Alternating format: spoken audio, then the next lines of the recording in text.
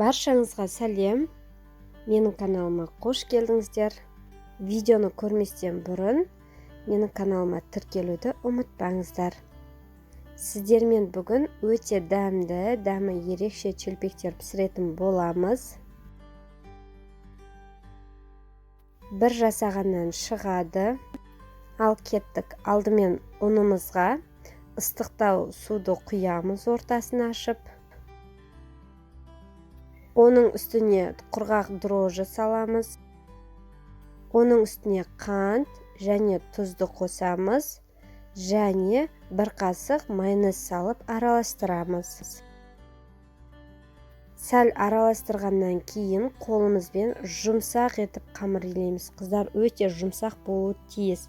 Себебі біз тез илеп, тез пісіретін боламыз. Сол үшін тез көтерілу үшін жұмсақ болғаны дұрыс. Оңына таман үстіне сұйық май құйып, әбден иін қанғанша илейміз.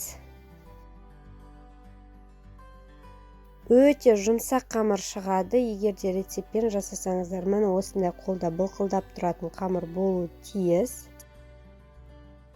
Сәл тындырып алу үшін бетін жауып 5-10 минутқа қалдырамыз. 5-10 минут уақыт өткеннен кейін ұнның көмегімен әлгі қамырымызды 7 бөлікке бөліп аламыз.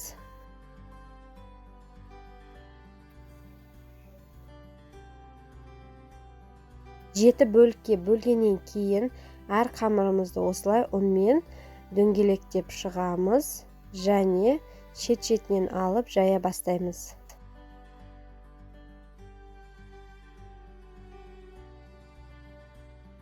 Міндетті түрде ұн сеуіп жайыңыздар, себебі қамыр өте жұмсақ.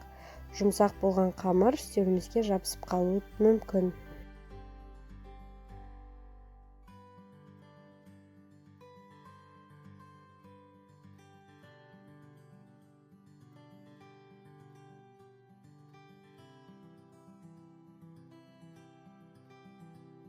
Барлық қамырымызды жайып болғаннан кейін алдыңғы жайылған қамырларымызды ысып тұрған майға пісіре береміз. Ортасы үңгір болып қалмас үшін мен жан-жақтарын осылай көтеріп пісіремін. Сол кезде бір қалыпты болып шығады. Өте әдемі болып шығады. Алтын түстес болып жасап көріңіздер.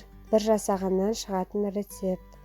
Және де менің каналымда көптеген видео рецепттер бар. Каналыма өтіп тіркелуді ұмытпаңыздар.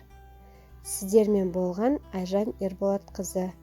Және осы видеоға лайк басуды ұмытпаңыз.